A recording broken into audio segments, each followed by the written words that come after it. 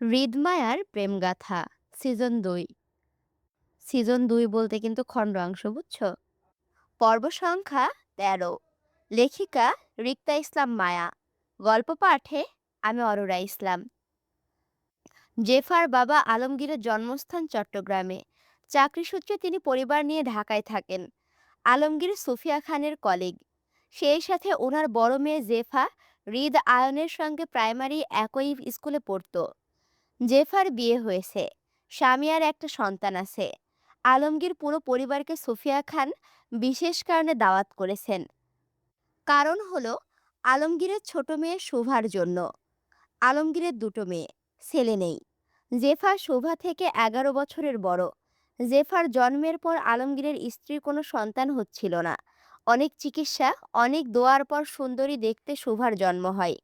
তারপর আর সন্তান হয়নি আলমগীরের। আলমগীরের সপরিবারে দাওয়াত দেয় সুফিয়া খান, কিন্তু আলমগীর আর তার স্ত্রী জানান ওরা বিয়ের দিন আসবে।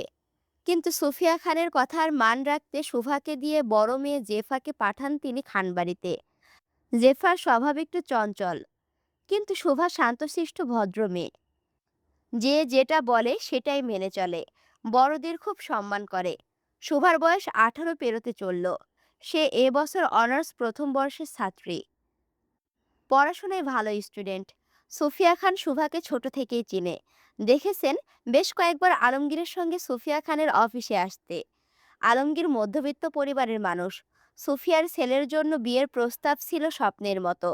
রাদিফের জন্য সুফিয়া খান সুভাকে ঠিক করেছেন, এতে কারো আপত্তি নেই। সুভা রাদিফ দুজনকে চেনা জানার জন্য সুফিয়া খান আলমগীরকে বলে ৩-৪ দিন আগে সুভাকে খানবাড়িতে নিয়ে এসেছেন। মঙ্গলবার দিনটা গিয়ে আজ বুধবার পড়ল। রাত তখন ১টা ২৩। হৃদমায়া কাল বাংলাদেশে ফিরবে, এখন ফ্লাইটে আছে। খবরটা রাদিফ নিজেই জেনেছে আসিফের থেকে। আসিফ ঢাকায়, তার মানে হৃদও ঢাকায় নামবে। হয়তো কাল সময় নিয়ে চট্টগ্রামে ফিরবে। রাদিফ ক্লান্তিতে বাসায় ফিরে কলিং বেল চাপল। নিহাল খান ৯টার দিকে বাসায় ফিরে এসেছিলেন। রাদিফের একটু লেট হয়েছে, কারণ সে কাজে আটকে ছিল। নিহাল খান রাদিফকে বলেছিল জেলা মন্ত্রীর বাসায় দাওয়াত পৌঁছে দিতে, তাই রাদিফের দেরি করে ফেরা। বিয়ের আয়োজনে বাকি ২-৩ দিন। রাদিফ বাসায় থাকবে, কোথাও যাবে না। আসসালামু আলাইকুম। রিনরিনে গলার সুরে সালাম পেয়ে রাদিফ ধ্যান ভেঙে ওপরে তাকাতে মিষ্টি একটা মুখ চোখে পড়ল। রাদিফ কপাল কুঁচকে মেয়েটির সালামের উত্তর মনে মনে দিয়ে প্রকাশ্যে বলল, সরি, বাট আপনাকে চিনলাম না। কে আপনি? শুভা মাথার কাপড়টা টেনে পাশে সরে রাদিফকে ঘরে ঢোকার জায়গা দিয়ে কিছু বলবে তার আগেই পেছন থেকে শোনা গেল সুফিয়া খানের গম্ভীর স্বর। তিনি বললেন, তোমার আলমগীর চাচার ছোট মেয়ে শুভা ও। আলমগীর লোকটাকে রাদিফ চিনে, বেশ কয়েকবার সুফিয়া খানের অফিসে দেখেছিল। জেফাকেও চিনে, ছোটবেলায় হৃদের সঙ্গে একই স্কুলে পড়তো, কিন্তু কখনো শুভাকে দেখেনি। তাই রাদিফ বেশ একটা মনোযোগ দিল না। মায়ের কথার উত্তরে কিছু না বলে শুভাকে পাশ কাটিয়ে ঘরে প্রবেশ করলো। শুভা দরজা লাগালো।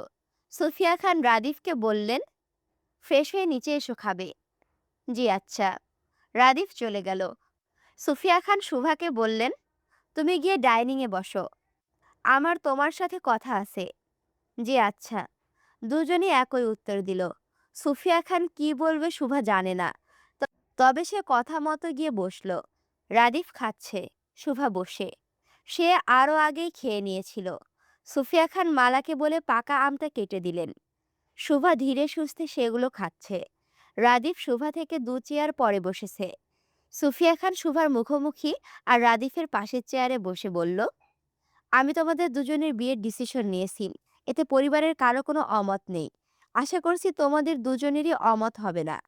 আমি যতটুকু জানি, এই বিয়েতে শুভারও অমত নেই। আমি আশা করব তুমিও মায়ের কথা রাখবে রাদিফ। দুজনের খাওয়া বন্ধ হয়ে গেল। লজ্জায় শুভার নত মস্তিষ্ক আরো নত হয়ে গেল। হাতের চামচ ফলের প্লেটের ওপরে রেখে হাত গুটিয়ে নিল শুভা। রাদিফ কয়েক সেকেন্ড খাওয়া থামিয়ে ফের খেতে শুরু করলো। খাওয়া শুরু করার পূর্বে চোখের পলকে একবার শুভাকেও দেখে নিল। মেয়েটা লজ্জায় হাঁসফাঁস করছে।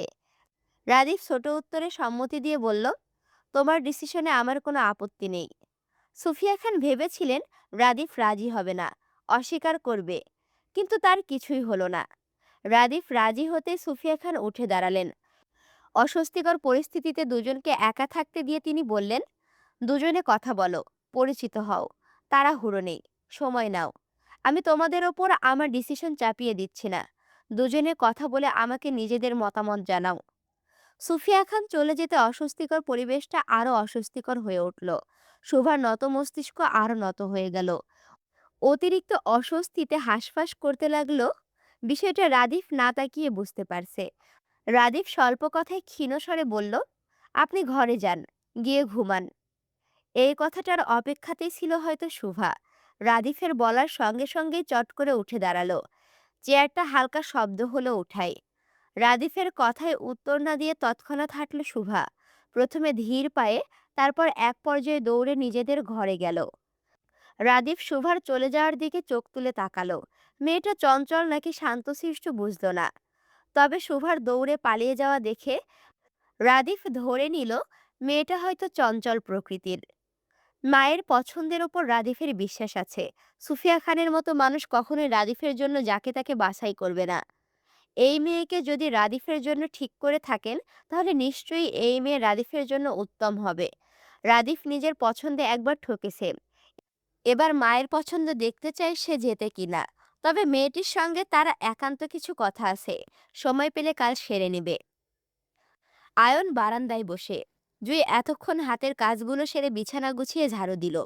আয়ন বারান্দায় বসেছে ঘন্টা তিনেকের বেশি হয়েছে। জুই হাতের কাজগুলো সেরে বারান্দার দরজায় দাঁড়িয়ে বলল, এত কি কাজ করছেন?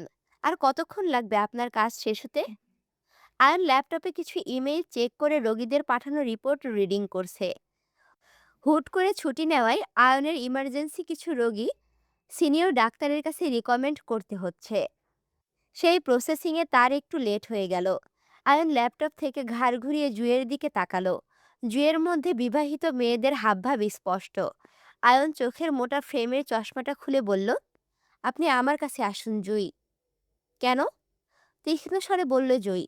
আয়ন পাল্টা জবাব দিয়ে বলল, নিজের বউকে কাছে ডাকতে আপনার কেনর উত্তর দিতে হবে জুই? আমি বিয়ে করেছি আপনার কেনর উত্তর দেওয়ার জন্য? জুই হেঁটে এসে আয়নের শরীর ঘেঁষে একই সোফায় বসল। জুই বলল, পুরুষ মানুষ বিয়েই করে বউদের কেন প্রশ্নের উত্তর দেওয়ার জন্য। জেনে বুঝে বিষ পান করবেন, আবার চাইবেন বিষ যেন ব্যথা না দেয়। এমন অযৌক্তিক চাওয়ার কোনো মূল্য আছে বলেন? আপনি তাহলে বিষ? যদি ভাবেন তাহলে তাই। আয়ন দুষ্টু হেসে জুইয়ের বাহুর সঙ্গে বাহু ঘেঁষে আয়ন বলল, আমি তো আপনাকে মধু মনে করি জুই। খুব তৃপ্তি পাই আপনাকে পান করে। জুই কপাল কুঁচকালো। কথাটা কি আয়ন খোঁচা মারল, নাকি বাজে ইঙ্গিতে বলল? জুই কপাল কুঁচকে আয়নের দিকে ঘুরে বসে বলল, আপনার নানি বলেছেন আমি যেন আলাদা শুই, শুক্রবার আমাদের বিয়ে পর্যন্ত। সেই জন্য আপনার ঘরটা গুছিয়ে দিয়ে গেলাম। আমি আজ রাত থেকে নোহার সঙ্গে ঘুমাবো। আয়ন সঙ্গে সঙ্গে আপত্তি জানিয়ে বলল, তাহলে আমি কার সাথে ঘুমাবো? কেন একা ঘুমাবেন? বউ থাকতে একা কেন ঘুমাবো? আমার একা ঘুমানোর অভ্যাস নষ্ট হয়ে গেছে জুই। আপনি ছাড়া আমার রাতে একা ঘুম হবে না। জুই ঠাস করে উঠে দাঁড়াতে দাঁড়াতে কটাক্ষ গলায় বলল, ঘুম না হলে সারা রাত জেগে থাকবেন, তারপরও বড়দের কথা আমি অমান্য করব না। আয়ন খানিকটা রাগ আর বিরক্তিতে জুইয়ের বাহু চেপে নিজের কাছে টেনে বলল, আপনারা সবাই মিলে আমার সাথে বাড়াবাড়ি করছেন জুই। আমি কিন্তু পরে কাউকে মানব না। বউ ছাড়া রাতে ঘুম আসে না আমার, সেটা আপনিও জানেন। আপনার কোথাও যাওয়া চলবে না। আপনি এখন আমার সাথে রুমে চলুন। আয়ন ধরার আগেই জুই লাফিয়ে উঠে দাঁড়ালো। দ্বিতীয় দৌড়ে ঘরে বাইরে। আয়ন পেছন থেকে রাগে চেঁচাই, জুই পালাবেন না, দাঁড়ান বলছি। জুই! খানবাড়ি বিয়ের আমেজে মজে। ফেয়ারি লাইটের আলোয় ঝলমল করছে চারপাশ। খানবাড়ির দারোয়ান থেকে কেয়ারটেকার পর্যন্ত বাদ যায়নি কেউ। সুফিয়া খান সকলকেই নতুন পোশাক কিনে দিয়েছেন ছেলের বিয়ের জন্য। হৃদমায়া আজ ভোররাতে সিঙ্গাপুর থেকে ফিরেছে। মায়ের বিয়ের শপিং দেখার মতো ছিল। মনে হচ্ছিল হৃদ মায়ের জন্য সিঙ্গাপুরের গোটা শপিং মলে তুলে এনেছে বাংলাদেশে। মায়া এত শপিং করেও নারাজ। হৃদ মায়াকে নিয়ে হোটেল থেকে বের হয়নি কোথাও, আর না মায়াকে নিয়ে শপিংয়ে বেরিয়েছিল। খাওয়া দাওয়া শেষে হৃদ মায়াকে নিয়ে হোটেলের নিচে ল্যাবেতে যায়। সেখানে একজন ডিজাইনার ও ৩ জন সেলস গার্ল দ্বারা সাজানো ছিল মায়ের জন্য গোটা আস্ত একটা শপিং শপ। মায়াকে বলা হয়েছিল নিজের পছন্দ মতো সেখান থেকে শপিং করতে। প্রথমে মায়া নারাজ ছিল, কিন্তু হৃদের রাগান্বিত চোখের দৃষ্টি দেখে মায়া আর দ্বিমত করেনি। বিয়ের সব কেনাকাটা সেখান থেকেই করে। মায়া শুধু নিজের জন্য নয়, খানবাড়ির প্রতিটা সদস্যের জন্য শপিং করে এনেছে সিঙ্গাপুর থেকে। হৃদ সেই রাতে মায়াকে নিয়ে ফ্লাইট করে বাংলাদেশে ফিরে ভোরে। হৃদ মায়া দুজনেই ঘরে। ওরা বাংলাদেশে ফিরেছিল ভোর 4টায়। বাড়ির সবাই তখন ঘুমে। কাজের মেয়ে মালা বাড়ির দরজা খোলে। মায়া মালাকে নিষেধ করে বাড়ির কারো ঘুম ভাঙাতে। ঘরে ফিরে মায়া হৃদকে গোসলে দেখে কপাল কুঁচকায়। এই লোক এত গোসল করে কিভাবে? সকালে গোসল করে, রাতে গোসল করে, সময় পেলে বিকেলেও করে। এই লোক তো এভাবেই অসুস্থ হয়ে পড়বে। মায়েরা সিঙ্গাপুর থেকে আসার পথে হৃদ গোসল করে রেডি হয়েছিল। এই লোকের জন্য মায়াকেও গোসল করে রেডি হতে হয়েছিল, নয়তো এই লোক পছন্দ করে না মায়া গোসল না করে থাকলে। কিন্তু তাই বলে এই লোকের মতো বারবার গোসল মায়ের দ্বারা সম্ভব নয়।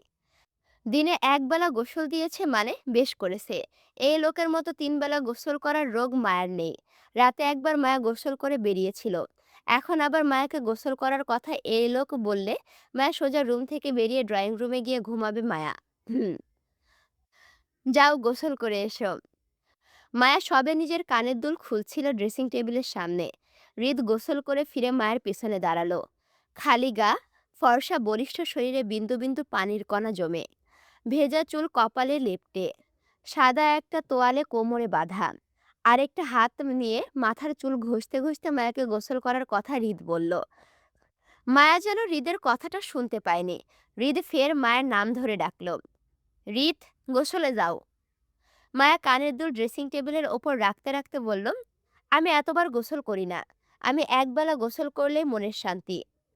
আমার আপনার মতো কোনো রোগ নেই যে সারাদিন ওয়াশরুমে পড়ে থাকবো আর গোসল করব। আমি শুধু হাত মুখ ধুয়ে ফ্রেশ হব, বুঝেছেন? হৃদের হাত থেমে যায় মায়ের কথায়। বেশ বিরক্ত চোখে মায়ের দিকে তাকালো সে। হৃদ কারো সাথে নিজের বেড শেয়ার করা তো দূরে থাক, নিজের রুমে পর্যন্ত কাউকে জায়গা দেয়নি। রাদীপ কতবার কত চেষ্টা করেছে হৃদের রুমে ঘুমাতে, কিন্তু হৃদ জায়গা দেয়নি। সেখানে হৃদ খানের বউ নাকি অপরিষ্কার হয়ে ঘুরবে। হৃদ নাক সিটকিয়ে বলল, মেজাজ খারাপ করবে না, যাও গোসল করে এসো হৃদ। পারবো না। হৃদের মুখের ওপর মায়ের ঠাস করে না করে দিল। হৃদকে কেউ সচরাচর মুখে মুখে না করতে পারে না, সবাই ভয় পায়। কিন্তু একমাত্র হৃদ খানের বউ, যে কিনা হৃদকে ভয় পায় না, আবার মুখে মুখে না করে বসে। মায়ের না করার সাথে সাথে হৃদ হাতের তোয়ালেটা উড়িয়ে মায়ের মাথায় ফেলে চেপে ধরে। মায়া ছটফটিয়ে উঠে আতঙ্কে। 2 হাতে নিজের মাথাটা তোয়ালে থেকে বের করতে চেয়ে হৃদকে বাধা দিয়ে চেঁচিয়ে বলল, কি করছেন? ছাড়ুন আমাকে, ছাড়ুন বলছি। উফ, ব্যথা পাচ্ছি আমি। হৃদ হাতে মায়ের গলা পেঁচিয়ে চেপে ধরে বলল, আমার অবাধ্য বউ পছন্দ না হৃদ। মুখে মুখে তর্ক করলে দাঁত খুলে ডাস্টবিনে ফেলে দিব। আহ, বললেই হলো দাঁত খুলে ডাস্টবিনে ফেলে দিবেন? আপনার এসব সস্তা কথায় আমি ভয় পাই না আপনাকে। ছাড়ুন বলছি, ছাড়ুন। মায়া ছটফটিয়ে নিজেকে ছাড়াতে চায়। হৃদ দক্ষ হাতে মায়াকে ড্রেসিং টেবিলের পাশের দেওয়ালে চেপে মায়ের মাথা ঢেকে রাখা তোয়ালে উড়িয়ে ফেলে ড্রেসিং টেবিলের ওপর থেকে ছোট্ট একটা ছুরি তুলে মায়ের গলায় বারবার বসিয়ে হৃদ বলে, আমিও চাই আপনি আমাকে ভয় না পান। যারা আমাকে ভয় পায় তাদের মেরে মজা পায় না। আপনার মতো সাহসী মানুষদের মেরেই মজা পাওয়া যায়, বুঝেছেন? লড়াইটা তখন সমানে সমানে হয়। হৃদ গলায় ছুরি ধরতে মায়া হকচকিয়ে ওঠে। এতক্ষণ তেরামি করলেও এখন ভয়ে সোজা হয়ে যায়। মায়া মনে করেছিল ও একটু তেরা করলেও হৃদ কিছু বলবে না, অন্য সময়ের মতো এবারও ছাড় দেবে। কিন্তু হৃদ যে এখন তিলমিলিয়ে উঠবে মায়া বোঝেনি। মায়া ভয়ের তো মুখে শুকনো ঢোক গিলে তাড়াহুড়োই বলে, জাস্ট কিডিং, জাস্ট কিডিং। আমি তো মজা করছিলাম আপনার সাথে। আপনি তো সিরিয়াস হয়ে গেলেন, মজাও বুঝেন না। আপনার জাস্ট কিডিং এর চক্করে এক্ষুনি মারা পড়তেন ম্যাডাম। এমন মজা কেন করেন যাতে জান হারাতে হয়? আসসালামু আলাইকুম। কেমন আছো তোমরা সবাই? তোমাদের সামনে দীর্ঘ ১৩ দিন পরে আবার আসলাম। তোমরা কি আমাকে মিস করেছো? আমি কিন্তু তোমাদেরকে অনেক মিস করেছি। যদি মিস করে থাকো অবশ্যই কমেন্ট করে জানাও। আর হ্যাঁ, ভিডিওতে কিন্তু লাইক, কমেন্ট, শেয়ার করতে ভুলো না। আর এখনো যদি আমার চ্যানেলটি সাবস্ক্রাইব করে না থাকো, অবশ্যই সাবস্ক্রাইব করে পাশে থাকো। দেখা হচ্ছে পরবর্তী ভিডিওতে। আমি তোমাদের সাথে আছি, তোমাদের অপ্রিয় পাঠিকা অরোরা ইসলাম। আল্লাহ হাফেজ।